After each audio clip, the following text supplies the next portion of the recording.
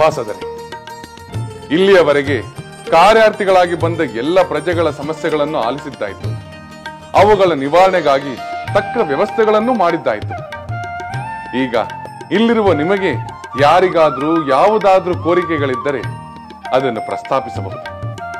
ಸಕಾರಣವಾದ ನಿಮ್ಮ ಕೋರಿಕೆಗಳನ್ನು ಈಡೇರಿಸುವುದು ನನ್ನ ಕರ್ತವ್ಯವೆಂದು ಭಾವಿಸುತ್ತೇನೆ. ಪ್ರಭು, ರಾಮರಾಜ್ಯದಲ್ಲಿ ಯಾರಿಗೂ ಯಾವುದೇ ಸಮಸ್ಯೆ ಇಲ್ಲವೇನೋ ಎಂಬಂತಾಗಿದೆ. ನಾವೆಲ್ಲರೂ ಸಂತೋಷದಿಂದ ಸಂತೃಪ್ತಿಯಿಂದ ಇದ್ದೇವೆ. ತಮ್ಮ ಬಳಿ ಕೇಳಿಕೊಳ್ಳಲು ನಮ್ಮಲ್ಲಿ ಯಾವುದೇ ಕೋರಿಕೆ ಇಲ್ಲ ಪ್ರಭು.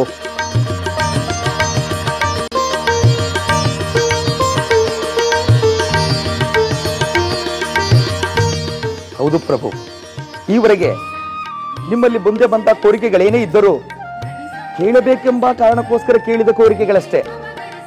ಆದರೆ ಇಲ್ಲಿ ಯಾರಿಗೂ ಸಮಸ್ಯೆ ಇಲ್ಲ.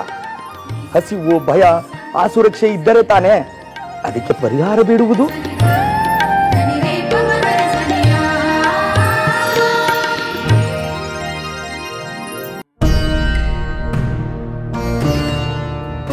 ಮಹಾಪ್ರಭು, ಧರ್ಮವನ್ನು ಮೀರಿದ ದುರಾಸೆಯಿಂದ ಆಸೆಗಳು ಮೂಡಬಹುದು. ಆದರೆ ನಮ್ಮ ಪ್ರಜೆಗಳು ಧರ್ಮದಿಂದ ನಡೆಯುತ್ತಿದ್ದಾರೆ. ಧರ್ಮಸಮ್ಮತವಾದ ಎಲ್ಲವೂ ದೊರೆಯುತ್ತಿರುವಾಗ ಲೋಭ ದುರಾಸೆಗೆ ಅವಕಾಶವೇ ಇಲ್ಲ ಪ್ರಭು.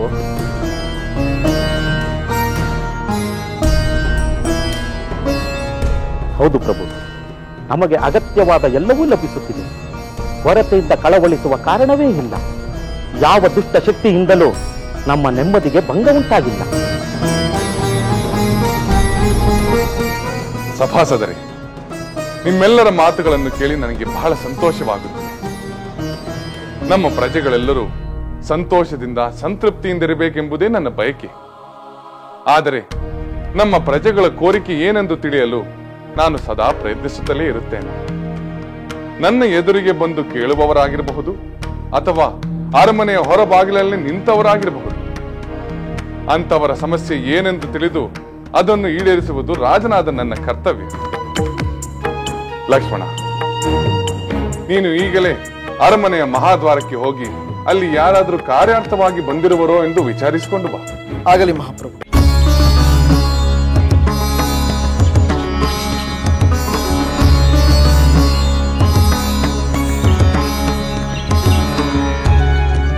ಇಲ್ಲಿ ಯಾರೂ ಇಲ್ಲ. ಕಾರ್ಯನಿಮಿತ್ತ ಪ್ರಭುಗಳ ದರ್ಶನ ಮಾಡುವ ಇಚ್ಛೆಯುಳ್ಳವರು ಈ ದಿನ ಯಾರೂ ಇಲ್ಲವೆಂದೇ ಅರ್ಥ. ಅಂದರೆ ಸಭಾ ಕಲಾಪವನ್ನು ಮುಕ್ತಾಯಗೊಳಿಸಬಹುದು. ರಾಜಕುಮಾರ ಲಕ್ಷ್ಮಣನಿಗೆ ಪ್ರಣಾಮಗಳು.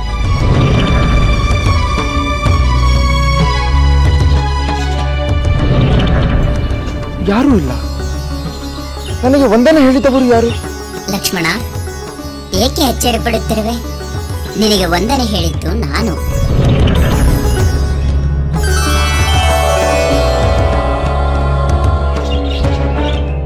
ಎಲೆ ಶ್ವಾನವೇ, ನೀನು ಮಾತನಾಡುತ್ತಿರುವೆಯಾ? ಹೌದು ಲಕ್ಷ್ಮಣ. ನೀನು ಕಾರ್ಯಾರ್ಥವಾಗಿ ಇಲ್ಲಿಗೆ ಬಂದಿರುವೆಯಾ? ಹೌದು. ನಿನ್ನ ಕೃಪೆಯಿಂದ ಪ್ರಭುಗಳ ಮೂಲಕ ನನ್ನ ಕಾರ್ಯವೊಂದು ಆಗಬೇಕಿದೆ. ಅದಕ್ಕಾಗಿ ಬಂದಿದ್ದೇನೆ. ನಿನಗೆ ಯಾವ ಕಾರ್ಯವಾಗಬೇಕಾಗಿದೆ ಎಂದು ನಿರ್ಭಯವಾಗಿ ಹೇಳು. ಪ್ರಭುಗಳು ಅದನ್ನು ಖಂಡಿತ ನೆರವೇರಿಸುತ್ತಾರೆ. ಲಕ್ಷ್ಮಣ, ಅನ್ಯಥಾ ಭಾವಿಸಬೇಡ. ನನ್ನ ಕಾರ್ಯವೇನೆಂದು ಸಮಸ್ತ ಜೀವಿಗಳಿಗೂ ಅಭಯವನ್ನು ನೀಡುವ ಪುರುಷೋತ್ತಮನಾದ ರಾಮಚಂದ್ರನ ಎದುರಿನಲ್ಲೇ ಹೇಳುತ್ತೇನೆ. ಅಂದರೆ ಈಗ ನೀನು ಪ್ರಭುಗಳ ಸಂದರ್ಶನವನ್ನು ಬಯಸುತ್ತಿರುವೆಯಾ? ಹೌದು ಸೌಮಿತ್ರ, ನಾನು ಪ್ರಭು ರಾಮಚಂದ್ರನ ಸನ್ನಿಧಿಯಲ್ಲಿ ಮಾತನಾಡಲು ಬಯಸುತ್ತೇನೆ. ಆದರೆ ಎಂಬ ಸಂದೇಹದ ಧ್ವನಿ ಏಕೆ? ನೀನು ಸಂಕೋಚವಿಲ್ಲದೆ ಪ್ರಭುಗಳನ್ನು ಕಂಡು ಮಾತನಾಡಬಹುದು. ಲಕ್ಷ್ಮಣ, ಪ್ರಭು ಸಾನ್ನಿಧ್ಯವೆಂದರೆ ದೈವ ಸಾನ್ನಿಧ್ಯದಂತೆ. ಅಂತ ಕಡೆ ಅಧಮ ಯೋನಿಯಲ್ಲಿ ಹುಟ್ಟಿರುವ ನಾನು ಬರುವುದು ಉಚಿತವೋ ಅಲ್ಲವೋ ಎಂದು ಯೋಚಿಸುತ್ತಿದ್ದೇನೆ. ನೀನು ಬರಿಯ ಶ್ವಾನವಲ್ಲ, ಧರ್ಮ ವಿಚಾರಗಳನ್ನು ಬಲ್ಲ ಶ್ವಾನರೂಪಿ ಇರುವಂತಿದೆ. ಧರ್ಮಾತ್ಮನಾದ ರಾಮನ ರಾಜ್ಯದಲ್ಲಿ ಸಕಲ ಚರಾಚರಗಳಲ್ಲೂ ಧರ್ಮ ನೆಲೆಗೊಂಡಿದೆ. ಬೀಸುವ ಗಾಳಿಯಲ್ಲೂ ಧರ್ಮದ ಸುಗಂಧವೇ ತೇಲುತ್ತಿದೆ. ಅಂದ ಮೇಲೆ ಕಿಂಚಿತ್ತು ಧರ್ಮ ವಿಚಾರ ನನಗೆ ತಿಳಿದಿರುವುದರಲ್ಲಿ ವಿಶೇಷವೇನೂ ಇಲ್ಲ. ಅಂದರೆ ನಿನಗೆ ಪ್ರಭುಗಳ ಗುಣ ವಿಶೇಷಗಳ ಬಗ್ಗೆ ಸಂಪೂರ್ಣ ತಿಳುವಳಿಕೆ ಇದೆ ಎಂದಾಯಿತು. ಧರ್ಮ ಸ್ವರೂಪನಾದ, ಧರ್ಮದ ದಾರಿಯಿಂದ ಕಿಂಚಿತ್ತೂ ಅಲುಗದ ಮಹಾತ್ಮನಾದ ರಾಮಚಂದ್ರನ ಗುಣ ವಿಶೇಷಗಳು ಯಾರಿಗೆ ತಾನೇ ತಿಳಿದಿಲ್ಲ ಲಕ್ಷ್ಮಣ. ಶ್ರೀರಾಮಚಂದ್ರ ಪ್ರಿಯ ದರ್ಶನ, ಶತ್ರು ಭಯಂಕರ, ನೀತಿವಿದ, ಮಹಾ ತೇಜಸ್ವಿ, ಪ್ರಜಾ ವತ್ಸಲ, ಕರುಣಾ ಸಾಗರ, ಜಿತೇಂದ್ರಿಯ, ಶರಣಾಗತ ವತ್ಸಲ. ಹೇಳಿ ಶ್ವಾನವೇ, ನನಗೆ ಸಂತೋಷವಾಗುತ್ತಿದೆ. ನಿನ್ನ ಬಾಯಿಂದ ರಾಮಚಂದ್ರನ ಗುಣಗಾನವನ್ನು ಕೇಳಿ ನನಗೆ ಆನಂದವಾಗುತ್ತಿದೆ. ಕರುಣಾಮಯನಾದ ಅವನ ಸನ್ನಿಧಿಗೆ ಬರಲು ನಿನಗೆ ಹಿಂಜರಿಕೆ ಏಕೆ? ಸಕಲ ಜೀವ ಜಂತುಗಳನ್ನು ಅಕ್ಕರೆಯಿಂದ ಕಾಣಬಲ್ಲ ರಾಮಚಂದ್ರ ನಿನ್ನನ್ನು ಪ್ರತಿಬಂಧಿಸುತ್ತಾನೆಯೇ? ಪ್ರಭುವಿನ ಔದಾರ್ಯವನ್ನು, ಸ್ಥಾನಮಾನವನ್ನು ಮರೆತು ನನ್ನಂತವರು ದುರುಪಯೋಗಪಡಿಸಿಕೊಳ್ಳಬಾರದು. ಪ್ರಭು ಆಜ್ಞೆ ಇಲ್ಲದೆ ನಾನು ರಾಜಭವನವನ್ನ ಪ್ರವೇಶಿಸಲಾರೆ. ಹಾಗೆಂದು ನಾನು ರಾಮಚಂದ್ರನ ಬಳಿ ಹೇಳಬೇಕಾಗುತ್ತದೆ. ಹೇಳು ಲಕ್ಷ್ಮಣ. ಅನಂತರ ಪ್ರಭು ಏನು ಆಜ್ಞೆ ಮಾಡುತ್ತಾರೋ ಹಾಗೇ ನಡೆದುಕೊಳ್ಳುತ್ತೇನೆ. ಆಗಬಹುದು. ನಾನು ಈಗಲೇ ಹೋಗಿ ನಿನ್ನ ವಿಚಾರವನ್ನು ಪ್ರಭುಗಳಿಗೆ ನಿವೇದಿಸುತ್ತೇನೆ. ನೀನು ಇಲ್ಲಿಯೇ ಕಾದಿರು.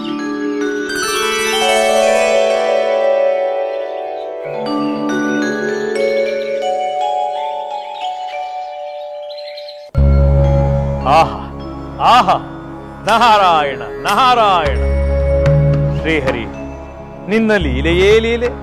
ನಾರದರೆ, ಏನಿದು? ಇದ್ದಕ್ಕಿದ್ದಂತೆ ಇಂಥ ಉದ್ಗಾರ, ಏನನ್ನು ಕಂಡು ಈ ಆನಂದ? ದೇವೇಂದ್ರ, ಶ್ರೀಮನ್ ನಾರಾಯಣನ ರಾಮಾವತಾರದ ಲೀಲೆಯನ್ನು ಕಂಡು ಈ ಉದ್ಗಾರ. ಪ್ರಜೆಗಳ ಅಭಿಪ್ರಾಯಕ್ಕೆ ಮನ್ನಣೆ ಕೊಡುವ ದೃಷ್ಟಿಯಿಂದ ಪತಿವ್ರತೆಯಾದ ಪತ್ನಿಯನ್ನೇ ಅರಣ್ಯಕ್ಕೆ ಕಳುಹಿಸಿದ ರಾಮನ ಕಾರ್ಯವನ್ನು ಕಂಡು ಆನಂದ ಪಡಬಹುದೇ? ಅದು ಖಂಡಿತ ಆನಂದದ ವಿಷಯವಲ್ಲ. ಆದರೆ ರಾಜನೀತಿಯನ್ನು ಎಷ್ಟು ನಿಷ್ಠೆಯಿಂದ ಪಾಲಿಸಬೇಕು ಎಂದು ರಾಮ ಲೋಕಕ್ಕೆ ತಿಳಿಸಿದ್ದಾನೆ.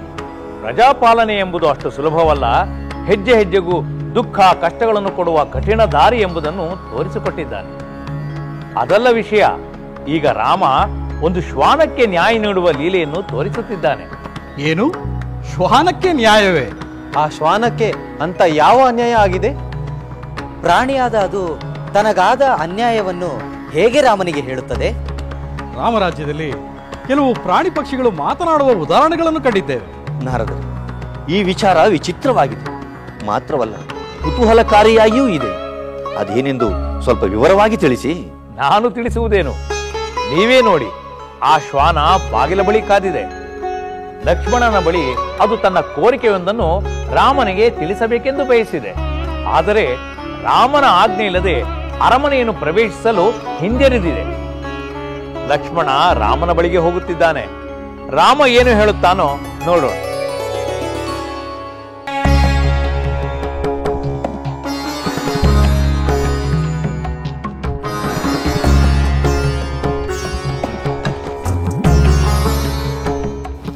ಮಹಾಪ್ರಭು, ನಿಮ್ಮ ಆಜ್ಞೆಯಂತೆ ಹೊರಬಾಗಿಲಿಗೆ ಹೋಗಿ ಕಾರ್ಯಾರ್ಥಿಗಳು ಬೇರೆ ಯಾರಾದರೂ ಇರುವರೇನೋ ಎಂದು ನೋಡಿದೆ. ಅಲ್ಲಿ ಯಾರೂ ಇರಲಿಲ್ಲ. ಆದರೆ ಅಲ್ಲಿ ಒಂದು ಶ್ವಾನವಿತ್ತು.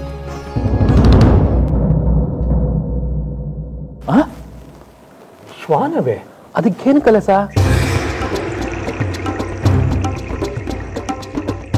ಒಂದು ಶ್ವಾನ ರಾಜಭವನವನ್ನು ಪ್ರವೇಶಿಸುವುದು ಹೇಗೆ ಸಾಧ್ಯ? ಬಹುಶಃ ಅದು ದಾರಿ ತಪ್ಪಿ ಬಂದಿರಬೇಕು. ಲಕ್ಷ್ಮಣ, ಆ ಶ್ವಾನದ ಕೋರಿಕೆ ಏನೆಂದು ಕೇಳಿದೆಯಾ? ಕೇಳಿದೆ ಪ್ರಭು. ಆದರೆ ಅದು ತನ್ನ ಕೋರಿಕೆಯನ್ನು ಪ್ರಭುಗಳ ಎದುರಿಗೆ ಹೇಳುತ್ತೇನೆ ಎನ್ನುತ್ತಿದೆ. ಅಂದರೆ ಅದು ಸಾಮಾನ್ಯ ಶ್ವಾನವಲ್ಲ, ಯಾರಾದರೂ ಶ್ವಾನ ರೂಪದ ಮಹಾತ್ಮನೇ. ಅಲ್ಲ, ನಮ್ಮ ಪ್ರಭುಗಳ ಬಳಿ ಶ್ವಾನದ ಕೋರಿಕೆ ಏನಿರಬಹುದು? ನಮ್ಮ ರಾಜ್ಯದಲ್ಲಿ ಶ್ವಾನಗಳಿಗೆ ಕಷ್ಟ ಇದೆ ಎಂದು ಹೇಳಲು ಬಂದಿದೆಯೇ? ಲಕ್ಷ್ಮಣ, ನೀನು ಏಕೆ ಆ ಶ್ವಾನವನ್ನು ನನ್ನ ಬಳಿ ಕರೆತರಲಿಲ್ಲ? ಆದರೆ ಅಧಮ ಯೋನಿಯಲ್ಲಿ ಜನಿಸಿದ ತಾನು ರಾಜ ಸಾನ್ನಿಧ್ಯಕ್ಕೆ ಬರಲು ಸಂಕೋಚ ಪಡುತ್ತಿದೆ. ಚಿಂತೆ ಇಲ್ಲ, ಆ ಶ್ವಾನವು ವಿವೇಕದಿಂದ ಯೋಚಿಸುತ್ತಿದೆ. ನನಗೇಕೋ ಅದು ಶ್ವಾನ ರೂಪದ ಮಹಾತ್ಮನೇ ಇರಬೇಕು ಎನಿಸುತ್ತಿದೆ. ನಮ್ಮ ಪ್ರಭುಗಳ ಪ್ರಭಾವದಿಂದ ಒಂದು ಶ್ವಾನವು ಕೂಡ ಧರ್ಮ ನೀತಿಗಳ ಜ್ಞಾನ ಪಡೆದಿದೆ ಎಂದು ಹೇಗೆ ಹೇಳಬಾರದು? ಏನೋ ಇದು ತುಂಬಾ ವಿಲಕ್ಷಣವಾಗಿದೆ. ಲಕ್ಷ್ಮಣ, ರಾಜನಾದವನ ದೃಷ್ಟಿಯಲ್ಲಿ ತಾರತಮ್ಯವಿರಬಾರದು. ಕಾರ್ಯಾರ್ಥಿಗಳಾಗಿ ಬಂದವರು ಯಾರೇ ಆಗಿರಲಿ, ಅವರ ಸ್ಥಾನಮಾನಗಳು ಏನೇ ಇರಲಿ, ಅವರ ಕೋರಿಕೆಯನ್ನು ಈಡೇರಿಸುವುದು ರಾಜನಾದ ನನ್ನ ಕರ್ತವ್ಯ. ನೀನು ಕೂಡಲೇ ಹೋಗಿ ಆ ಶ್ವಾನವನ್ನು ನನ್ನ ಬಳಿಗೆ ಕರೆದುಕೊಂಡು ಬಾ. ಆಗಲಿ ಮಹಾಪ್ರಭು, ನಾನು ಈಗಲೇ ಹೋಗಿ ಆ ಶ್ವಾನವನ್ನು ಕರೆತರುತ್ತೇನೆ. ಎಲೆ ಶ್ವಾನವೇ, ದಯಮಾಡಿಸು.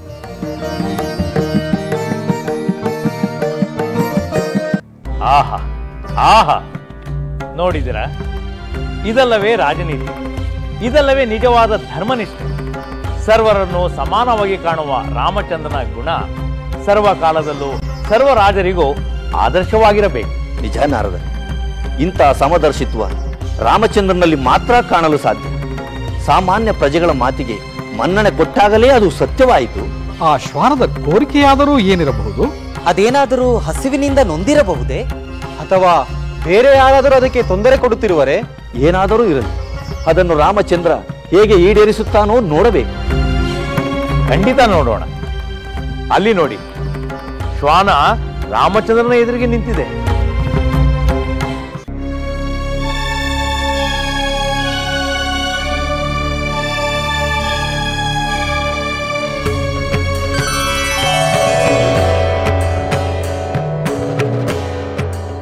ಎಲೈ ಶ್ವಾನವೇ, ನಿನಗೆ ಸ್ವಾಗತ. ನೀನು ಏನು ಹೇಳಬೇಕೆಂದಿರುವೆಯೋ ಯಾವ ಸಂಕೋಚವೂ ಇಲ್ಲದೆ ಹೇಳಬಹುದು. ಮಹಾರಾಜ, ಸಮಸ್ತ ಪ್ರಾಣಿಗಳ ಪಾಲಕನು ರಾಜನೇ ಆಗಿದ್ದಾನೆ. ಯಾವ ರಾಜನ ಆಳ್ವಿಕೆ ಸಮೃದ್ಧಿಯಿಂದ ಕೂಡಿರುತ್ತದೋ ಆ ರಾಜ್ಯದಲ್ಲಿ ಸಕಲ ಪ್ರಾಣಿಗಳು ನೆಮ್ಮದಿಯಿಂದ ಜೀವಿಸುತ್ತವೆ. ಹೌದು, ತನ್ನನ್ನು ಆಶ್ರಯಿಸಿರುವ ಸಕಲ ಜೀವಿಗಳನ್ನು ಸಂರಕ್ಷಿಸುವುದು ರಾಜನ ಕರ್ತವ್ಯ. ಮಹಾರಾಜ, ಆ ಸಂರಕ್ಷಣೆ ಸಮೃದ್ಧಿ ನಿನ್ನ ನಾಡಿನಲ್ಲಿದೆ. ನನ್ನ ಕೆಲವು ಮಾತುಗಳನ್ನ ದಯಮಾಡಿ ಕೇಳುವ ತಾಳ್ಮೆ ಇದೆಯೇ? ಖಂಡಿತ ಹೇಳು, ನಾನು ತೆರೆದ ಮನಸ್ಸಿನಿಂದ ಕೇಳುತ್ತೇನೆ. ಧರ್ಮವೆಂಬುದು ರಾಜನಿಗೆ ಮಾತ್ರವಲ್ಲ, ಅವನಿಂದ ಪಾಲಿಸಲ್ಪಟ್ಟಿರುವ ಪ್ರಜೆಗಳಲ್ಲೂ ಸರ್ವ ಜೀವಿಗಳಲ್ಲೂ ಇರಬೇಕು. ಈ ಶ್ರೇಷ್ಠವಾದ ಧರ್ಮವೇ ರಾಜನಿಗೆ ಪರಲೋಕದಲ್ಲಿ ಸತ್ಫಲಗಳನ್ನು ನೀಡುತ್ತದೆ. ಧರ್ಮದಿಂದ ಸಾಧಿಸಲಾಗದ ಕಾರ್ಯವೇ ಇಲ್ಲ. ಶ್ವಾನವೇ, ನಿನ್ನ ಧರ್ಮಶಾಸ್ತ್ರ ಜ್ಞಾನವನ್ನು ನಾನು ಹೃದಯಪೂರ್ವಕವಾಗಿ ಅಭಿನಂದಿಸುತ್ತೇನೆ. ದಾನ, ದಯೆ, ರುಜುಗುಣ, ಗುರು ಹಿರಿಯರಲ್ಲಿ ಪೂಜ್ಯ ಭಾವನೆ ಧರ್ಮದ ವಿವಿಧ ಅಂಗಗಳು. ರಾಜನಾದವನು ಇವೆಲ್ಲವುಗಳ ಮೂಲಕ ಮತ್ತು ಪ್ರಜಾಪಾಲನೆಯ ಮೂಲಕ ಧರ್ಮವನ್ನು ಸಾಧಿಸುತ್ತಾನೆ. ಇದೇನಿದು? ಈ ಶ್ವಾನ ನಮ್ಮ ಪ್ರಭುಗಳಿಗೆ ಧರ್ಮೋಪದೇಶ ಮಾಡಲೆಂದೇ ಬಂದಿರುವಂತಿದೆ. ನಮ್ಮ ಪ್ರಭುಗಳಿಗೆ ತಿಳಿಯದ್ದೇನಿದೆ, ಆದರೂ ಎಲ್ಲವನ್ನೂ ತಾಳ್ಮೆಯಿಂದ ಕೇಳುತ್ತಿದ್ದಾರೆ. ಪ್ರಭು, ಧರ್ಮ ಸ್ವರೂಪವೇ ಆಗಿರುವ ನಿಮ್ಮೆದುರು ಧರ್ಮ ವಿಚಾರಗಳನ್ನು ಹೇಳುತ್ತಿರುವೆನೆಂದು ನನ್ನ ಮೇಲೆ ಕೋಪಿಸಿಕೊಳ್ಳಬೇಡಿ. ಇಲ್ಲ, ಖಂಡಿತ ನನಗೆ ಕೋಪವಿಲ್ಲ. ಹೇಳು ಶ್ವಾನವೇ, ನಿನ್ನ ಯಾವ ಕಾರ್ಯವನ್ನು ಮಾಡಿಕೊಡಲಿ? ಪ್ರಭು, ಬ್ರಾಹ್ಮಣನೊಬ್ಬನ ಮನೆಯಲ್ಲಿ ಸರ್ವಾರ್ಥ ಸಿದ್ಧನೆಂಬ ಒಬ್ಬ ಭಿಕ್ಷುಕ ವಾಸವಾಗಿದ್ದಾನೆ. ಅವನು ಯಾವ ಅಪರಾಧವನ್ನೂ ಮಾಡದ ನನ್ನನ್ನು ಪ್ರಹರಿಸಿದ್ದಾನೆ. ತಾವು ಅವನಿಗೆ ಶಿಕ್ಷೆ ನೀಡಿ ನನಗೆ ನ್ಯಾಯ ಕೊಡಬೇಕು. ಶಿಕ್ಷೆ ಕೊಡುವ ಮೊದಲು ನಾನು ಆ ಸರ್ವಾರ್ಥ ಸಿದ್ಧನನ್ನು ವಿಚಾರಣೆ ಮಾಡಬೇಕು. ಅಮಾತ್ಯರೇ, ಅಪ್ಪಣೆ ಮಹಾಪ್ರಭು. ಈ ಶ್ವಾನವು ಹೇಳಿದ ಸರ್ವಾರ್ಥ ಸಿದ್ಧನೆಂಬ ಬ್ರಾಹ್ಮಣನನ್ನು ನನ್ನ ಬಳಿಗೆ ಕರೆದುಕೊಂಡು ಬನ್ನಿ. ಹಾಗೇ ಆಗಲಿ. ನಾರದರೆ, ನಿಜವಾಗಿಯೂ ಇದು ಅತಿಶಯವಾದ ಕಾರ್ಯ. ನೀಚ ಜನ್ಮವಾದ ಶ್ವಾನವನ್ನು ರಾಜಸಭೆಗೆ ಕರೆದು ಅದರ ಮಾತುಗಳನ್ನು ಕೇಳಿದ. ಜೊತೆಗೆ ಅದಕ್ಕೆ ಪ್ರಹಾರ ಮಾಡಿದ ಬ್ರಾಹ್ಮಣನನ್ನು ಕರೆತರಲು ಆಜ್ಞೆ ಮಾಡಿದ. ಎಂತಹ ಔದಾರ್ಯ! ಖಂಡಿತ ದೇವೇಂದ್ರ, ರಾಮನ ಈ ಔದಾರ್ಯ ಅತಿಶಯವೇ ಸರಿ. ಸಹಮಾನವರ ಕಷ್ಟಗಳನ್ನು ಕೇಳಲು ಹಿಂಜರಿಯವರು ಇರುವಾಗ ಒಂದು ಶ್ವಾನದ ಮಾತನ್ನು ಕೇಳಿ ಅದಕ್ಕೆ ನ್ಯಾಯ ದೊರಕಿಸಿಕೊಡಲು ಮುಂದಾದ ರಾಮನ ಗುಣವಿಶೇಷಗಳಿಗೆ ಹೋಲಿಕೆ ಕೊಡಲು ಸಾಧ್ಯವೇ? ಅಂದರೆ ನಾರದರೆ, ರಾಮಚಂದ್ರ ಆ ಬ್ರಾಹ್ಮಣನಿಗೆ ಖಂಡಿತ ಶಿಕ್ಷೆ ಕೊಡುತ್ತಾನೆ, ಅಥವಾ ಆ ಬ್ರಾಹ್ಮಣ ಶಿಕ್ಷೆಗೆ ಅರ್ಹನಲ್ಲವೆಂದು ಬಿಡುಗಡೆ ಮಾಡುತ್ತಾನೆಯೇ? ಮಾನವರು ಮತ್ತು ಶ್ವಾನದ ನಡುವಿನ ಈ ಸಂಘರ್ಷದಲ್ಲಿ ನಿಷ್ಪಕ್ಷಪಾತವಾದ ನ್ಯಾಯ ತೀರ್ಮಾನ ಸಾಧ್ಯವೇ? ಸಾಧ್ಯವೆಂದರೂ ಒಂದು ಶ್ವಾನಕ್ಕೆ ಹೊಡೆದನೆಂದು ಬ್ರಾಹ್ಮಣನಿಗೆ ಎಂಥ ಶಿಕ್ಷೆ ಕೊಡಲು ಸಾಧ್ಯ? ಹಿಂದೆ ಎಂದಾದರೂ ಇಂಥ ನ್ಯಾಯ ನಿರ್ಧಾರ ನಡೆದಂತೆ ಕಾಣುವುದಿಲ್ಲ. ದೇವತೆಗಳೇ, ನಿಮ್ಮ ಪ್ರಶ್ನೆಗಳೆಲ್ಲ ಈಗ ನನ್ನ ಪಾಲಿಗೂ ಪ್ರಶ್ನೆಗಳೇ. ಇದಕ್ಕೆ ಉತ್ತರ ದೊರಕಬೇಕಾದರೆ ರಾಮಚಂದ್ರ ಸಭೆಯಲ್ಲಿ ಯಾವ ತೀರ್ಮಾನ ತೆಗೆದುಕೊಳ್ಳುತ್ತಾನೋ ಕಾದು ನೋಡಬೇಕು. ಈ ವಿಲಕ್ಷಣವಾದ ಪ್ರಸಂಗ ಹೇಗೆ ಕೊನೆಗೊಳ್ಳುವುದೆಂದು ನೋಡಲು ನಾನೂ ಕಾತರದಿಂದ ಕಾಯುತ್ತಿದ್ದೇನೆ. ಈಗ ಅಲ್ಲಿ ನಡೆಯುವುದನ್ನು ನಾವು ನೋಡೋಣ. ಮಹಾಪ್ರಭುಗಳಿಗೆ ಪ್ರಣಾಮಗಳು. ತಮ್ಮ ಅಮಾತ್ಯರು ಬಂದು ತಮ್ಮನ್ನು ಕಾಣಬೇಕೆಂದು ಹೇಳಿದಾಗ ಬಹಳ ಸಂತೋಷವಾಯಿತು. ತಮ್ಮ ದರ್ಶನ ಪಡೆಯುವುದು ನನ್ನ ಪೂರ್ವಜನ್ಮದ ಸುಕೃತವೆಂದುಕೊಂಡು ಬಂದಿದ್ದೇನೆ. ನನ್ನಿಂದೇನಾಗಬೇಕೆಂದು ಅಪ್ಪಣೆ ಮಾಡಿ ಮಹಾಪ್ರಭು. ಎಲೈ ದ್ವಿಜನೆ, ನಾನು ನಿನ್ನನ್ನು ಕರೆಸಲು ಒಂದು ಕಾರಣವಿದೆ. ಯಾವ ಕಾರಣ ಪ್ರಭು? ಈ ಶ್ವಾನವನ್ನು ನೋಡು. ನೀನು ವಿನಾಕಾರಣ ದಂಡದಿಂದ ಇದನ್ನು ಪ್ರಹರಿಸಿದೆ ಎಂದು ಇದು ದೂರು ತಂದಿದೆ. ಮೊದಲು ಇದು ಸತ್ಯವೇ ಎಂದು ನಾನು ನಿನ್ನಿಂದ ತಿಳಿದುಕೊಳ್ಳಬೇಕಾಗಿದೆ. ನಿಜ ಪ್ರಭು, ಈ ಶ್ವಾನವನ್ನು ನಾನು ಪ್ರಹರಿಸಿದ್ದು ನಿಜ. ಈ ಶ್ವಾನ ಯಾವ ಅಪರಾಧ ಮಾಡಿತು? ನೀನೇಕೆ ಪ್ರಹರಿಸಿದೆ? ಕೋಪದಿಂದ ಪ್ರಹರಿಸಿದೆ ಪ್ರಭು. ಏನು? ಕೋಪದಿಂದಲೇ? ಅಯ್ಯೋ ದ್ವಿಜನೆ, ಜ್ಞಾನ ಸಂಪನ್ನನಾಗಿ ನಿನಗೆ ಇಷ್ಟು ಸರಳ ವಿಷಯವೂ ತಿಳಿಯದೆ. ಯಾವ ಸರಳ ವಿಷಯ ಪ್ರಭು? ಕೋಪವೆಂಬುದು ಅನರ್ಥ ಸಾಧನ. ನಮ್ಮ ಕೋಪ ನಮಗೆ ಶತ್ರುವಿನಂತೆ, ಹರಿತವಾದ ಖಡ್ಗದಂತೆ ನಮ್ಮ ಕೋಪ ನಮ್ಮ ಸದ್ಗುಣಗಳನ್ನೆಲ್ಲ ಕತ್ತರಿಸಿ ಹಾಕುತ್ತದೆ ಎಂದು ನಿನಗೆ ತಿಳಿಯದೆ? ತಿಳಿದಿದೆ ಪ್ರಭು. ಕೆಲವು ಸಲ ಅಧ್ಯಯನದಿಂದ ಸಂಪನ್ನನಾದರೂ ಮನುಷ್ಯ ತನ್ನ ಸ್ವಭಾವವನ್ನು ಬಿಡುವುದಿಲ್ಲ. ಅದಕ್ಕೆ ನೀನೇ ಉದಾಹರಣೆ. ಈ ಶ್ವಾನ ಮಾಡಿದ ಅಪರಾಧವಾದರೂ ಏನು? ಇದನ್ನು ದಂಡದಿಂದ ಏಕೆ ಪ್ರಹರಿಸಿದೆ ಎಂದು ಹೇಳು. ಹೇಳುತ್ತೇನೆ ಪ್ರಭು. ಆಗ ಭಿಕ್ಷೆಯ ಸಮಯವಾಗಿತ್ತು. ನಾನು ಭಿಕ್ಷೆ ಬೇಡಲೆಂದು ಮನೆ ಮನೆಗೆ ಅಲೆಯುತ್ತಿದ್ದೆ. ಈ ಶ್ವಾನ ನನ್ನನ್ನು ಅಡ್ಡಿಪಡಿಸುತ್ತಲೇ ಇತ್ತು. ನಾನು ಅದನ್ನು ಎಷ್ಟೇ ತಡೆದರೂ ಅದು ತನ್ನ ವರ್ತನೆಯನ್ನು ಬಿಡಲಿಲ್ಲ. ಅತಿಯಾದ ಹಸಿವಿನಿಂದ ಕೋಪ ಕೆರಳಿ ದಂಡದಿಂದ ಹೊಡೆದು ಬಿಟ್ಟೆ ಪ್ರಭು. ಎಲೆ ದ್ವಿಜನೆ, ಈ ಶ್ವಾನ ತನ್ನ ಜನ್ಮ ಸಹಜವಾದ ರೀತಿಯಲ್ಲಿ ವರ್ತಿಸಿತು. ನೀನು ಇದನ್ನು ದಂಡದಿಂದ ಪ್ರಹರಿಸುವುದರ ಬದಲು ಸಾತ್ವಿಕ ರೀತಿಯಲ್ಲಿ ನಿವಾರಿಸಿಕೊಳ್ಳಲು ಪ್ರಯತ್ನಿಸಬಹುದಾಗಿತ್ತು. ನೀನು ಖಂಡಿತ ತಪ್ಪನ್ನು ಮಾಡಿರುವೆ. ಅದಕ್ಕೆ ನೀನು ಶಿಕ್ಷೆಯನ್ನು ಅನುಭವಿಸಲೇಬೇಕು. ಇದು ನನ್ನ ಅಪರಾಧವಾಗಿದ್ದರೆ ನೀವು ಶಿಕ್ಷೆ ನೀಡಬಹುದು ಪ್ರಭು. ನೀವು ಶಿಕ್ಷೆ ನೀಡುವುದಾದರೆ ನನಗೆ ನರಕದ ಭಯವಿರುವುದಿಲ್ಲ. ನಿನ್ನ ಶಿಕ್ಷೆ ಏನೆಂದು ನನ್ನ ಸಭಾಸದರೊಂದಿಗೆ ಚರ್ಚಿಸಿ ನಂತರ ನಿರ್ಧರಿಸುತ್ತೇನೆ. ಆಗಬಹುದು ಪ್ರಭು. ಸಭಾಸದರೇ, ಈ ಬ್ರಾಹ್ಮಣನ ವಿಷಯದಲ್ಲಿ ನಾವು ಏನು ಮಾಡಬೇಕೆಂದು ಹೇಳಿ. ಇವನಿಗೆ ಯಾವ ಶಿಕ್ಷೆಯನ್ನು ವಿಧಿಸಬೇಕು? ಅದು ನ್ಯಾಯಸಮ್ಮತವಾಗಿರಬೇಕು. ಮಹಾಪ್ರಭು, ಬ್ರಾಹ್ಮಣನಿಗೆ ಮರಣ ದಂಡನೆಯನ್ನು ವಿಧಿಸುವುದು ಶಾಸ್ತ್ರ ಸಮ್ಮತವಲ್ಲ. ಆದರೆ ರಾಜನೇ ಶಾಸಕ, ಅದರಲ್ಲೂ ನ್ಯಾಯ ನೀತಿಯನ್ನು ಬಲ್ಲವರಾದ ನೀವು ಈತನಿಗೆ ಯಾವ ಶಿಕ್ಷೆಯನ್ನು ವಿಧಿಸಬೇಕೆಂದು ನಿರ್ಧರಿಸಲು ನೀವೇ ಸಮರ್ಥರಾಗಿರುವಿರಿ. ಪ್ರಭು, ನನಗೇನಾದರೂ ವರ ಕೊಡುವುದಾದರೆ ದಯಮಾಡಿ ನನ್ನ ಮಾತನ್ನು ಕೇಳಿ. ನನ್ನ ಬೇಡಿಕೆಯನ್ನು ಈಡೇರಿಸುವುದಾಗಿ ತಾವು ಆಶ್ವಾಸನೆ ನೀಡಿರುವಿರಿ. ಹೌದು ಶ್ವಾನ, ನಾನು ನಿನಗೆ ಆಶ್ವಾಸನೆಯನ್ನು ನೀಡಿದ್ದೇನೆ. ನಿನ್ನ ಬಯಕೆ ಏನೆಂದು ತಿಳಿಸಿದರೆ ನಾನು ಅದನ್ನು ನೆರವೇರಿಸಿ. ಪ್ರಭು, ಈ ಬ್ರಾಹ್ಮಣನಿಗೆ ಶಿಕ್ಷೆಯ ರೂಪದಲ್ಲಿ ಕಾಲಾಂಜರ ನಗರದ ಮಠದ ಅಧಿಪತಿಯನ್ನಾಗಿ ನೇಮಕ ಮಾಡಿ. ಹಾಗೆ ಆಗಲ್ಲ.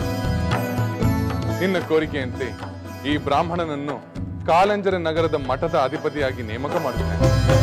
ಪ್ರಭು, ನೀವು ಈ ಬ್ರಾಹ್ಮಣಿಗೆ ನೀಡಿದ್ದು ವರವೇ ಹೊರತು ಶಿಕ್ಷೆ ಅಲ್ಲ. ಹೌದು ಪ್ರಭು, ನೀವು ಈ ಬ್ರಾಹ್ಮಣನಿಗೆ ಕನಿಕರ ತೋರಿಸಿದಂತಾಯಿತು. ಆಗ್ರಹಕ್ಕೆ ತುತ್ತಾಗಬೇಕಾದವನು ಅನುಗ್ರಹಕ್ಕೆ ಪಾತ್ರವಾದಂತಾಯಿತು. ಇದು ಹೇಗೆ ನ್ಯಾಯಸಮ್ಮತವೆಂಬುದು ನನಗೆ ಅರ್ಥವಾಗುತ್ತಿಲ್ಲ ಪ್ರಭು. ಸಭಾಸದರೇ, ಈ ಬ್ರಾಹ್ಮಣನ ವಿರುದ್ಧವಾಗಿ ದೂರು ನೀಡಿದ ಶ್ವಾನವೇ ಈ ಬೇಡಿಕೆ ಇಟ್ಟಿರುವುದರಿಂದ ಅದು ನ್ಯಾಯಸಮ್ಮತವೇ ಆದಂತಾಯಿತು. ಇದರಿಂದ ಶ್ವಾನಕ್ಕೂ ಸಮಾಧಾನ ದೊರೆಯುತ್ತದೆ. ಪ್ರಭು, ಶ್ವಾನದ ಬೇಡಿಕೆ ನ್ಯಾಯ ನಿರ್ಧಾರವಾಗಲು ಸಾಧ್ಯವೇ? ಈ ಶ್ವಾನವಾದರೂ ಇಂಥ ಕೋರಿಕೆ ಸಲ್ಲಿಸಲು ಕಾರಣವೇನು? ಗೌರವದ ಸ್ಥಾನ ದಂಡನೆಯಾಗಲು ಹೇಗೆ ಸಾಧ್ಯ ಪ್ರಭು? ಇದರಿಂದ ಬ್ರಾಹ್ಮಣ ಆತಂಕ ಪಡುವ ಬದಲು ಆನಂದ ಪಡುವಂತಾಯಿತು. ಸಭಾಸದರೇ, ಕರ್ಮದ ಗತಿಯ ರಹಸ್ಯ ನಿಮಗೆ ತಿಳಿದಿಲ್ಲ, ಅದನ್ನು ಈ ಶ್ವಾನ ತಿಳಿದಿದೆ. ಆ ಕಾರಣದಿಂದಲೇ ಇದು ಬ್ರಾಹ್ಮಣನನ್ನು ಮಠದ ಅಧಿಪತಿಯಾಗಿ ಮಾಡಲು ಕೇಳಿಕೊಂಡಿದೆ. ಅದು ಇವನಿಗೆ ದಂಡನೆ ಹೇಗಾಗುವುದೆಂದು ಈ ಶ್ವಾನವೇ ವಿವರಿಸುತ್ತದೆ. ನೀವೆಲ್ಲರೂ ಕೇಳಿ. ಪ್ರಭು, ನಾನು ಹಿಂದಿನ ಜನ್ಮದಲ್ಲಿ ಅದೇ ಕಾಲಾಂಜರ ಮಠದ ಅಧಿಪತಿಯಾಗಿದ್ದೆ. ದೇವದ್ವಿಜರ ಪೂಜೆಯಲ್ಲಿ ನಿರತನಾಗಿದ್ದೆ. ದಾಸದಾಸಿಯರಿಗೆ ಅವರವರ ನ್ಯಾಯೋಚಿತವಾದ ಭಾಗಗಳನ್ನು ಹಂಚಿಕೊಡುತ್ತಿದ್ದೆ. ಶುಭ ಕರ್ಮ ನಿರತನಾಗಿದ್ದೆ. ವಿನಯಶೀಲನಾಗಿದ್ದೆ. ಸಮಸ್ತ ಪ್ರಾಣಿಗಳ ಹಿತದಲ್ಲೇ ಆಸಕ್ತನಾಗಿದ್ದೆ. ನೀನು ಧರ್ಮನಿಷ್ಠನಾದರೂ ಈ ಶ್ವಾನ ಜನ್ಮ ಏಕೆ ದೊರೆಯಿತು? ಅಷ್ಟೊಂದು ನಿಷ್ಠೆ ಶ್ರದ್ಧೆಗಳಿಂದ ಎಚ್ಚರ ತಪ್ಪದೆ ಧರ್ಮ ಪಾಲನೆ ಮಾಡಿದರೂ ನನಗೆ ಈ ಶ್ವಾನ ಜನ್ಮ ಬಂದಿದೆ. ಈ ಕೋಪಿಷ್ಠನಾದ ಧರ್ಮ ಬಾಹಿರನಾದ ಕ್ರೂರಿಯಾದ ಇವನಿಗೆ ಆ ಮಠದ ಅಧಿಪತ್ಯವು ಸಿಕ್ಕಿದರೆ ಇವನು ಅಧೋಗತಿಗೆ ಇಳಿಯುತ್ತಾನೆ. ಮಾತ್ರವಲ್ಲದೆ ಇವನ 7 ತಲೆಮಾರಿನವರನ್ನು ನರಕಕ್ಕೆ ದೂಡುತ್ತಾನೆ. ಸಭಾಸದರೇ, ಈಗ ನಿಮಗೆ ಅರ್ಥವಾಯಿತು. ಇದು ಅಷ್ಟು ನಿಷ್ಠೆಯಿಂದ ಧರ್ಮ ಪಾಲನೆ ಮಾಡಿದರೂ ಇಂತಹ ಶ್ವಾನ ಜನ್ಮ ಪ್ರಾಪ್ತಿಯಾಗಿರಬೇಕಾದರೆ ಕೋಪ, ಆವೇಶ ಮೊದಲಾದ ದುಷ್ಟ ಸ್ವಭಾವಗಳನ್ನುಳ್ಳ ಇವನು ಮಠದ ಅಧಿಪತಿ ಆದರೆ ತನ್ನ ಸ್ವಭಾವದಿಂದ ಕೆಡುಕು ಮಾಡುತ್ತಾನೆ ಮತ್ತು ಅದರ ಮೂಲಕ ನರಕ ಭಾಜನನಾಗುತ್ತಾನೆ. ಹೌದು ಪ್ರಭು, ಅದೇ ಇವನಿಗೆ ಶಿಕ್ಷೆ. ಯಾರೇ ಆದರೂ ಸಜ್ಜನರಾದವರು ಇಂತಹ ಮಠದ ಅಧಿಕಾರವನ್ನು ಪಡೆಯಬಾರದು. ಏಕೆ ಶ್ವಾನವೇ? ಅದು ಅಷ್ಟೊಂದು ಕಠಿಣವೇ? ಹೌದು ಪ್ರಭು, ದ್ವಿಚರ ಸ್ವತ್ತು, ದೇವತಾ ದ್ರವ್ಯ, ಸ್ತ್ರೀಧನ, ಬಾಲಧನಗಳನ್ನು ಅಪಹರಿಸಿದವನು, ಕೊಟ್ಟ ದಾನವನ್ನು ಹಿಂದಕ್ಕೆ ಪಡೆಯುವವನು ವಿನಾಶ ಹೊಂದುತ್ತಾನೆ. ಹೌದು, ಅದು ಅಕ್ಷಮ್ಯ ಅಪರಾಧ. ಕೋಪ ಮತ್ತು ದುಡುಕು ಸ್ವಭಾವದ ಈ ಬ್ರಾಹ್ಮಣನಿಗೆ ಅದೇ ಸರಿಯಾದ ಶಿಕ್ಷೆ. ಈಗ ಹೇಳಿ ಸಭಾಸದರೇ, ಈ ಬ್ರಾಹ್ಮಣನಿಗೆ ಮಠದ ಆಧಿಪತ್ಯ ಕೊಟ್ಟಿರುವುದು ಬಹುಮಾನವೋ ಅಥವಾ ದಂಡನೆಯೋ?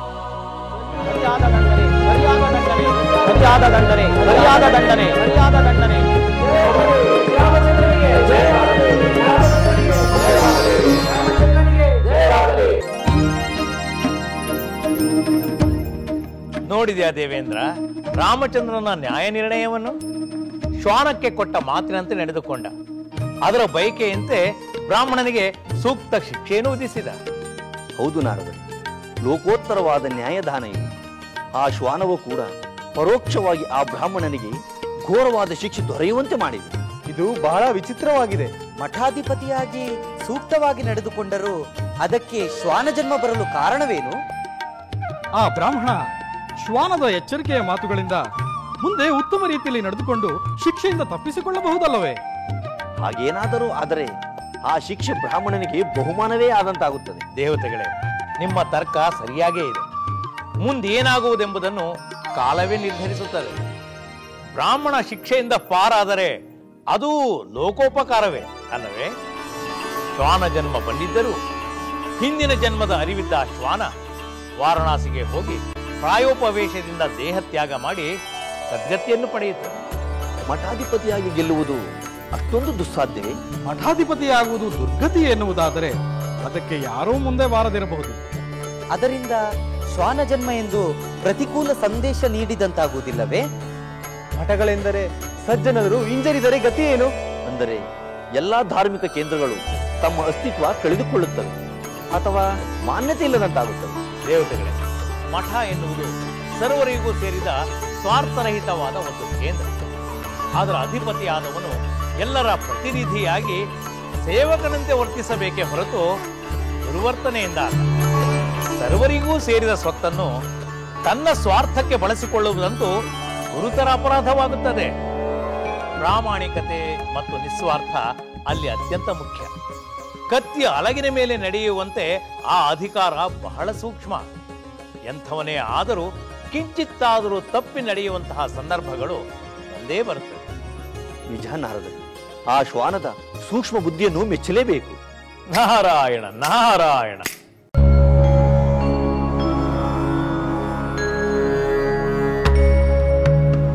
ಮಹಾಪ್ರಭು, ಶಮನ ಮಹರ್ಷಿಗಳ ನೇತೃತ್ವದಲ್ಲಿ ಕೆಲವು ಋಷಿಗಳು ದ್ವಾರದಲ್ಲಿ ಕಾಯುತ್ತಿದ್ದಾರೆ. ತಮ್ಮನ್ನು ಸಂದರ್ಶಿಸಲು ಬಯಸುತ್ತಿದ್ದಾರೆ. ಅಮಾತ್ಯರೇ, ಚ್ಯವನರೇ ಮೊದಲಾದ ಮಹರ್ಷಿಗಳನ್ನು ಕೂಡಲೇ ಕರೆದುಕೊಂಡು ಬನ್ನಿ. ಅಪ್ಪಣೆ ಮಹಾಪ್ರಭು.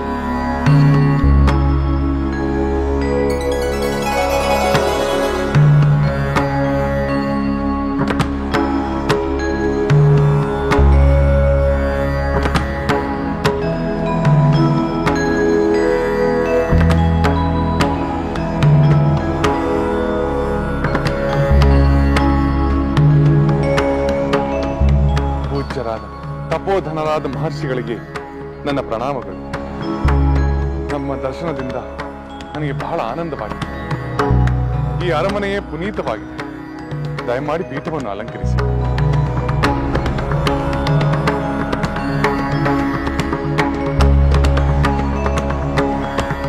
ತಪೋಧನರೇ, ತಾವು ಯಾವುದಾದ್ರೂ ಕಾರ್ಯನಿಮಿತ್ತವಾಗಿ ಬಂದಿದ್ದರೆ ದಯಮಾಡಿ ತಿಳಿಸಿ. ತಮ್ಮ ಇಷ್ಟಾರ್ಥವನ್ನು ಈಡೇರಿಸುವುದು ನನ್ನ ಮಹಾಭಾಗ್ಯವೆಂದು ಭಾವಿಸುತ್ತೇನೆ. ರಾಮಚಂದ್ರ, ಇಷ್ಟಾರ್ಥ ಈಡೇರಿಸುವುದರಲ್ಲಿ ನೀನು ಅಗ್ರಗಣ್ಯನೆಂಬ ನಂಬಿಕೆಯಿಂದಲೇ ನಾವೆಲ್ಲ ಇಲ್ಲಿಗೆ ಬಂದಿದ್ದೇವೆ. ಪೂಜ್ಯರೇ, ತಾವು ಏನೇ ನಿರೀಕ್ಷಿಸಿದ್ದರೂ ಅದು ಸಫಲವಾಗುತ್ತದೆ. ಇಡೀ ಕೋಸಲ ರಾಜ್ಯ, ನನ್ನ ಭಂಡಾರ, ಜೊತೆಗೆ ನಾನು, ಇದೆಲ್ಲವೂ ನಿಮ್ಮ ಸೇವೆಗೆ ಮುಡಿಪಾಗಿವೆ. ರಾಮಚಂದ್ರ, ಇಡೀ ಭೂಮಂಡಲದಲ್ಲಿ ಇಂತಹ ಮಾತನಾಡಬಲ್ಲ ಉದಾರ ಚರಿತನು ನೀನೊಬ್ಬನೇ. ನನ್ನದೇನಿದೆ ಪೂಜ್ಯರೇ, ರಘುವಂಶದ ಪರಂಪರೆಯನ್ನು ಮುಂದುವರಿಸುತ್ತಿರುವ ಕಿರಿಯನ. ರಾಘವ, ನಾನು ಹಲವು ರಾಜರ ಬಳಿ ಹೋಗಿದ್ದೆ. ಅವರೆಲ್ಲರೂ ಶಕ್ತಿವಂತರೇ. ಆದರೆ ನಾವು ಹೇಳಿದ ಕಾರ್ಯದ ಮಹತ್ವವನ್ನು ತಿಳಿದ ಮೇಲೆ ಅದನ್ನು ನಡೆಸಿಕೊಡುವುದಾಗಿ ಮಾತು ಕೊಡಲು ಅವರೆಲ್ಲರೂ ಹಿಂಜರಿದರು. ಇಲ್ಲಿ ನಿಮಗೆ ಅಂತಹ ನಿರಾಸೆ ಆಗುವುದಿಲ್ಲ ಪೂಜ್ಯರೇ. ರಘುಕುಲ ತಿಲಕ, ನೀನು ನಮ್ಮ ವಿಚಾರ ಏನೆಂದು ಕೇಳುವ ಮೊದಲೇ ನಮ್ಮ ಕೋರಿಕೆಯನ್ನು ಈಡೇರಿಸುವುದಾಗಿ ಮಾತು ಕೊಟ್ಟಿರು. ನಿನ್ನಿಂದ ನಮ್ಮ ಕಾರ್ಯ ಸಫಲವಾಗುವುದರಲ್ಲಿ ಯಾವ ಸಂಶಯವೂ ಇಲ್ಲ. ಋಷಿಗಳಿಗೆ ಒದಗಿರುವ ಮಹಾಭಯವನ್ನು ನೀನೇ ನಿವಾರಿಸಬೇಕು ರಾಮಚಂದ್ರ. ನಿಮ್ಮ ಮನಸ್ಸಿನ ಭಯ ದೂರವಾಗಿ ನಾನು ಯಾವ ಕಾರ್ಯ ಮಾಡಬೇಕೆಂದು ನೀವೇ ತಿಳಿಸಬೇಕು ಪೂಜ್ಯರೇ. ಅಂತ ಒಂದು ಭಯ ನಮಗುಂಟಾಗಿದೆ ರಾಮಚಂದ್ರ. ಶಿವಭಕ್ತನಾದ ಮಧು ಎಂಬ ಅಸುರನಿಗೆ ಪರಶಿವನು ಒಂದು ಶೂಲವನ್ನು ಕೊಟ್ಟಿದ್ದ. ಎಲ್ಲಿಯವರೆಗೂ ಆ ಶೂಲವು ನಿನ್ನ ಮಗನ ಕೈಯಲ್ಲಿ ಇರುವುದೋ ಅಲ್ಲಿಯವರೆಗೂ ಅವನು ಅವಧ್ಯ. ಯಾರಿಂದಲೂ ಅವನನ್ನು ವಧಿಸಲು ಸಾಧ್ಯವಿಲ್ಲ ಎಂದು ವರವನ್ನೂ ನೀಡಿದ. ಪರಶಿವನ ವರಕ್ಕೂ ನಿಮ್ಮ ಭಯಕ್ಕೂ ಏನು ಸಂಬಂಧ ಗುರುದೇವ? ಹೇಳುತ್ತೇನೆ ರಾಮಚಂದ್ರ. ಹೀಗೆ ರಾಕ್ಷಸ ಶ್ರೇಷ್ಠನಾದ ಮಧು ಶಿವನಿಂದ ವರ ಪಡೆದ ಮೇಲೆ ಕಾಂತಿಯುಕ್ತವಾದ ಸುಂದರ ಭವನವೊಂದನ್ನು ನಿರ್ಮಿಸಿದ. ಕುಂಭೀನಸಿ ಎಂಬುವಳು ಮಧುವಿನ ಪತ್ನಿ. ಅವಳು ವಿಶ್ವಾವಸು ಮತ್ತು ಅನಲ ಎಂಬುವರ ಪುತ್ರಿ. ಲವಣನೆಂಬ ಮಹಾಶೂರನಾದ ಭಯಂಕರ ರಾಕ್ಷಸ ಮಧುವಿನ ಮಗ. ಹುಟ್ಟಿನಿಂದಲೇ ಮಹಾದುಷ್ಟ, ಸದಾ ಪಾಪಕಾರ್ಯಗಳನ್ನೇ ಮಾಡುತ್ತಿದ್ದ. ಮಗನ ದುಷ್ಟತನವನ್ನು ಕಂಡು ಮಧುವಿಗೆ ಬಹಳ ದುಃಖವಾಯಿತು. ಆದರೆ ಇದನ್ನು ಯಾರೊಂದಿಗೂ ಹೇಳಿಕೊಳ್ಳಲಿಲ್ಲ. ಕಡೆಗೆ ಮಧು ಭೂಮಿಯನ್ನೇ ಬಿಟ್ಟು ವರ್ಣಲೋಕಕ್ಕೆ ಹೋದ. ಹೋಗುವಾಗ ಮಗನಿಗೆ ಶೂಲವನ್ನು ಕೊಟ್ಟು ಶಂಕರನ ವರದ ವಿಷಯವನ್ನು ಹೇಳಿದ. ಅವನು ಮೊದಲೇ ದುಷ್ಟ. ಶೂಲದ ಮಹಿಮೆಯು ಸೇರಿ ಸಜ್ಜನರನ್ನು ಪೀಡಿಸುತ್ತಿದ್ದಾನೆ. ಅದರಲ್ಲೂ ತಪಸ್ವಿಗಳಾದ ನಮ್ಮನ್ನು ಆಡಿಸುತ್ತಿದ್ದಾನೆ. ಅಂತಹ ಗುರುತರವಾದ ಅಪರಾಧವನ್ನು ಮಾಡಬಹುದೇ? ರಾಮಚಂದ್ರ, ಸಾಕ್ಷಾತ್ ಪರಶಿವನು ನೀಡಿರುವ ಶೂಲ ಜೊತೆಯಲ್ಲಿರುವುದರಿಂದ ಲವಣ ತೀರಾ ಅಪಾಯಕಾರಿ. ಆದುದರಿಂದ ಸರಿಯಾಗಿ ಯೋಚಿಸಿ ಯಥೋಚಿತವಾದುದನ್ನು ನಿರ್ಧರಿಸಿ. ನಮಗೆ ಮಾತ್ರ ನೀನೇ ಆಶ್ರಯ. ನಿನ್ನಿಂದಲೇ ನಮ್ಮ ಭಯ ನಿವಾರಣೆಯಾಗಬೇಕು. ಹೌದು ರಾಮಚಂದ್ರ, ರಾವಣನಂತಹ ಮಹಾದುಷ್ಟನನ್ನು ಸಂಹರಿಸಿದ ನೀನು ಖಂಡಿತ ನಮ್ಮನ್ನು ರಕ್ಷಿಸಲು ಸಮರ್ಥನಿರುವೆ. ಹೌದು ರಾಘವ, ನೀನಲ್ಲದೆ ಅನ್ಯತಾ ಶರಣನಾಸ್ತಿ. ದುಷ್ಟ ಲವಣ ರಾಕ್ಷಸನಿಂದ ನೀನೇ ನಮ್ಮನ್ನು ಕಾಪಾಡಬೇಕು. ಖಂಡಿತ ನಿಮ್ಮ ಅಭಿಲಾಷೆ ನೆರವೇರುತ್ತದೆ ಪೂಜ್ಯರೇ. ನೀವು ನಿಶ್ಚಿಂತೆಯಿಂದ ನಮ್ಮ ಆತಿಥ್ಯವನ್ನು ಸ್ವೀಕರಿಸಿ. ನಾನು ನನ್ನ ಸೋದರರೊಂದಿಗೆ ಚರ್ಚೆ ಮಾಡಿ ಲವಣನ ಬಗ್ಗೆ ಒಂದು ಸೂಕ್ತ ನಿರ್ಧಾರವನ್ನು ತೆಗೆದುಕೊಳ್ಳುತ್ತೇನೆ.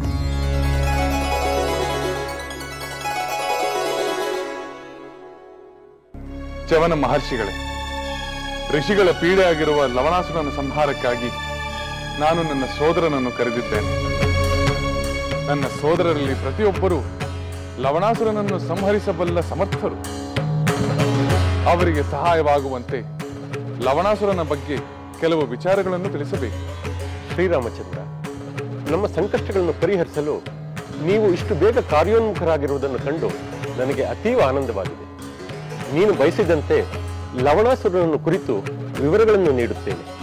ನಿನಗೆ ಯಾವ ವಿವರಗಳು ಬೇಕೆಂದು ತಿಳಿಸು ರಾಮಚಂದ್ರ.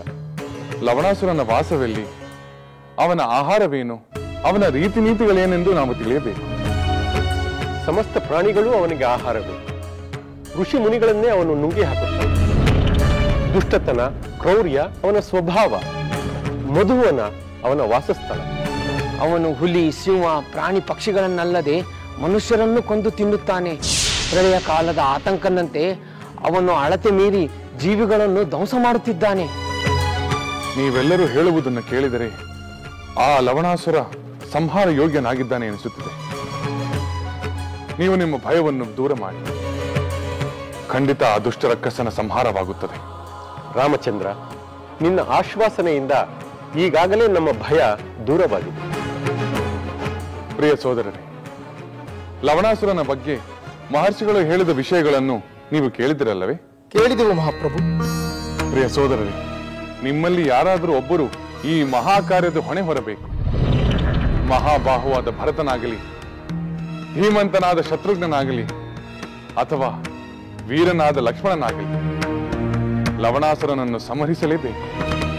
ಮಹಾಪ್ರಭು, ಆ ಹೊಣೆ ನನಗಿರಲಿ.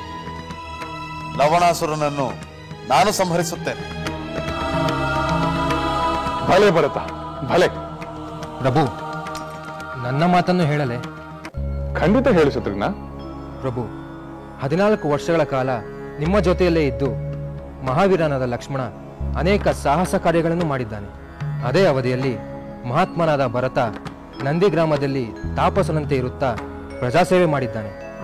ಈಗ ನನಗೆ ಲವಣಾಸುರನ ಸಂಹಾರದ ಕರ್ತವ್ಯ ಮಾಡಲು ಅವಕಾಶ ನೀಡಬೇಕೆಂದು ಬೇಡಿಕೊಳ್ಳುತ್ತೇನೆ. ಭಲೆ ಶತ್ರುಘ್ನ, ಭಲೆ. ನಿನ್ನ ಸೋದರ ಪ್ರೇಮ ಪರಾಕ್ರಮ ಪ್ರಶಂಸನೀಯ. ನೀನು ಹಾಗೆ ಮಾಡು. ನೀನೇ ಲವಣಾಸುರನನ್ನು ಸಂಹರಿಸು. ಮಧುವನವೆಂಬ ಆ ಸುಂದರ ನಗರಕ್ಕೆ ನಿನ್ನನ್ನೇ ರಾಜನನ್ನಾಗಿ ಮಾಡುತ್ತೇನೆ. ಏನು? ನಾನು ಮಧುವನಕ್ಕೆ ರಾಜನಾಗಬೇಕೆ?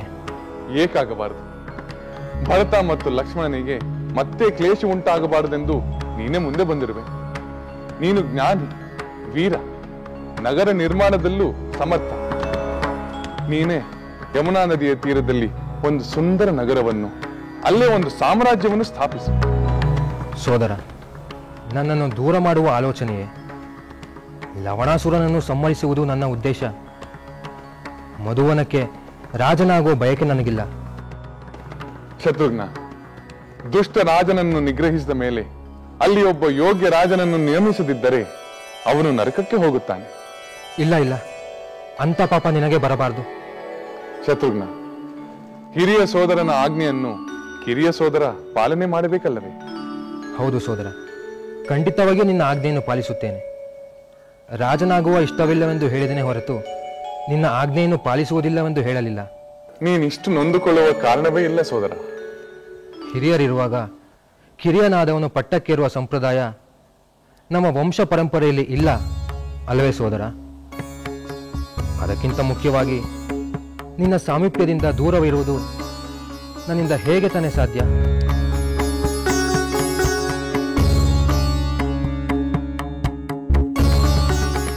ಸಮಾಧಾನ ಮಾಡಿಕೊ ಶತ್ರುಘ್ನ. ನೀನು ರಾಜನಾಗುವುದು ಕೋಸಲ ದೇಶಕ್ಕಲ್ಲ, ನೀನು ಸಂಹಾರ ಮಾಡಲಿರುವ ಲವಣಾಸುರನ ರಾಜ್ಯಕ್ಕೆ. ಅದು ಸಕಾರಣವಾಗಿದೆ. ನೀನು ಚಿಂತಿಸುವ ಯಾವ ಕಾರಣವೂ ಇಲ್ಲ. ನೀನು ರಾಜನಾದರೆ ಅದು ಯಾವ ಸಂಪ್ರದಾಯವನ್ನು ಮೀರಿದಂತಾಗುವುದಿಲ್ಲ. ನಮ್ಮ ಸೋದರರು ಬಹಳ ಸಂತೋಷ ಪಡುತ್ತಾರೆ. ಹೌದು ಶತ್ರುಘ್ನ, ನೀನು ಮಧುವನಕ್ಕೆ ರಾಜನಾದರೆ ನಿಜವಾಗಲೂ ನಾವು ಸಂತೋಷ ಪಡುತ್ತೇವೆ. ನೀನು ರಾಜನಾದರೆ ನಮ್ಮಿಂದ ದೂರವಾಗುತ್ತೇನೆ ಎಂದು ಚಿಂತೆ ಪಡುವ ಅಗತ್ಯವೂ ಇಲ್ಲ. ಪ್ರಿಯ ಸೋದರ ರಾಮಚಂದ್ರ, ನಾನು ನಿನ್ನ ಆಜ್ಞೆಯಂತೆ ನಡೆದುಕೊಳ್ಳುತ್ತೇನೆ. ನಾನು ಮೊದಲು ಆ ದುಷ್ಟ ಲವಣಾಸುರನನ್ನು ಸಂಹರಿಸುತ್ತೇನೆ. ನಿನಗೆ ಮಂಗಳವಾಗಲಿ. ಅಂತೂ ಹಲವು ದುಷ್ಟರನ್ನು ಸಂಹರಿಸಿ ಭೂಭಾರವಿಳಿಸಿದ ರಾಮಚಂದ್ರನಿಂದ ಈಗ ಇನ್ನೊಬ್ಬ ರಾಕ್ಷಸನ ಸಂಹಾರಕ್ಕೆ ಭೂಮಿಕೆ ಸಿದ್ಧವಾಗಿದೆ. ಹೌದು ದೇವೇಂದ್ರ, ಈ ಸಲ ಶತ್ರುಘ್ನನ ಮೂಲಕ ಲೋಕ ಕಲ್ಯಾಣ ಕಾರ್ಯವನ್ನು ಮಾಡಿಸಿ ಮುನಿಕುಲಕ್ಕೆ ಉಪಕಾರ ಮಾಡುತ್ತಾನೆ. ಆದರೆ ಲವಣಾಸುರನ ಸಂಹಾರದ ನೆಪದಲ್ಲಿ ಪಾಪ ಶತ್ರುಘ್ನ ಅಯೋಧ್ಯೆಯಿಂದ ದೂರವಾಗುವಂತಾಯಿತು. ಅದರಿಂದ ಶತ್ರುಘ್ನನಿಗೆ ಸಂತೋಷವಿಲ್ಲ. ತಾನೇ ಒಬ್ಬ ರಾಜನಾಗುತ್ತಿರುವನೆಂಬ ಸಂತೋಷಕ್ಕಿಂತ ಸೋದರ ರಾಮಚಂದ್ರನಿಂದ ದೂರವಾಗುವುದೇ ಅವನಿಗೆ ಸಂಕಟವನ್ನುಂಟು ಮಾಡುತ್ತಿದೆ. ಅದರಲ್ಲಿ ಶತ್ರುಘ್ನನ ಉತ್ಸಾಹವೇ ಮುಖ್ಯವಾಗಿದೆ. ಭರತನೇ ಆ ಕಾರ್ಯ ಮಾಡಲಿ ಎಂದು ಸುಮ್ಮನಿದ್ದು ಬಿಟ್ಟಿದ್ದರೆ ಶತ್ರುಘ್ನ ಹೀಗೆ ದುಃಖಿಸುವ ಪ್ರಸಂಗವೇ ಬರುತ್ತಿರಲಿಲ್ಲ. ಆಗ ಶತ್ರುಘ್ನನ ಬದಲು ಭರತನೇ ದುಃಖ ವ್ಯಕ್ತಪಡಿಸುತ್ತಿದ್ದ. ಏನೇ ಆದರೂ ಆ ನಾಲ್ವರಲ್ಲೂ ಇರುವ ಪರಸ್ಪರ ಪ್ರೀತಿ, ಸೋದರ ವಾತ್ಸಲ್ಯ ಅನುಪಮ. ಇದರಿಂದ ಒಂದು ಪ್ರಯೋಜನವಾಗುವ ಸೂಚನೆ ಕಾಣುತ್ತಿದೆ. ಯಾವ ಪ್ರಯೋಜನ ನಾರದರೆ? ಶತ್ರುಘ್ನ ಲವಣಾಸುರನ ರಾಜ್ಯಕ್ಕೆ ಪ್ರಯಾಣ ಮಾಡುವಾಗ ಮಹರ್ಷಿ ವಾಲ್ಮೀಕಿಗಳ ಆಶ್ರಮದ ಮೂಲಕವೇ ಹೋಗಬೇಕು. ಸೀತಾದೇವಿ ಅಲ್ಲೇ ಇದ್ದಾಳೆ. ಅಷ್ಟು ಹೊತ್ತಿಗೆ ಅವಳು ಪುತ್ರನಿಗೆ ಜನ್ಮ ನೀಡಿದರೆ ಆ ರಘುವಂಶದ ಕುಡಿಯನ್ನು ಕಾಣುವ ಭಾಗ್ಯ ಶತ್ರುಘ್ನನಿಗೆ ಲಭಿಸಬಹುದು. ನಿಜ ನಾರದರೆ, ಆ ಸಾಧ್ಯತೆ ಇದೆ. ಹಾಗಾದರೆ ಅದು ಶತ್ರುಘ್ನನಿಗೆ ಪರಮಾನಂದದ ವಿಷಯವಾಗುತ್ತದೆ. ಆಗ ಅವನ ಪ್ರತಿಕ್ರಿಯೆ ಏನು? ಅವನು ಬಂದು ರಾಮನಿಗೆ ಹೇಳುತ್ತಾನೋ? ಹೇಳಿದರೆ ರಾಮನ ಪ್ರತಿಕ್ರಿಯೆ ಏನಿರಬಹುದು? ಅದನ್ನು ಕಾದು ನೋಡಬೇಕು ಅಷ್ಟೇ. ಸದ್ಯಕ್ಕೆ ಸೀತಾದೇವಿಯು ಮಹರ್ಷಿ ವಾಲ್ಮೀಕಿಯ ಬಾಯಿಂದ ರಾಮನ ಗುಣಗಾನವನ್ನು ಕೇಳುತ್ತಾ ಸಮಾಧಾನದಿಂದ ಇದ್ದಾಳೆ.